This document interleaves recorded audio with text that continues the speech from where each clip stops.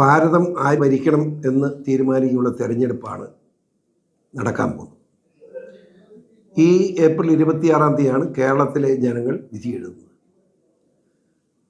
ആ വിധിയെഴുത്ത് BJPക്ക് അനുകൂലമായി താമര അടയാളത്തിലായിരിക്കണമെന്നാണ് എൻ്റെ അഭ്യർത്ഥന.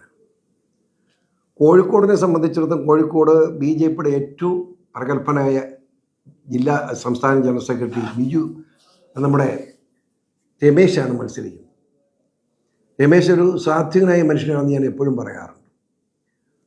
ഈ കോഴിക്കോട് നഗരവുമായി ബന്ധപ്പെട്ട് കഴിഞ്ഞ് 30 വർഷക്കാലം എല്ലാ പ്രശ്നങ്ങളും ഇടപെട്ട് ജീവിക്കുന്ന രമേശ് ജനങ്ങൾക്ക് പ്രാപ്യനാണ് എന്ന് എല്ലാവർക്കും അറിയാം.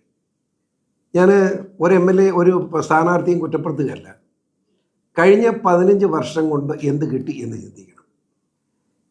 LDFിൻ്റെയും UDFിൻ്റെയും ആളുകൾ വിജയിച്ച് ഡൽഹിയിൽ ചെന്നാലും അവർ ഗാന്ധി പ്രതിമയുടെ മുമ്പിലിരുന്ന് സിന്ദാബാദ് വിളിക്കാമെന്നുള്ളതല്ലാതെ നാടിന് വേണ്ടി ഒന്നും ചെയ്യാൻ അവർക്ക് കഴിയില്ല.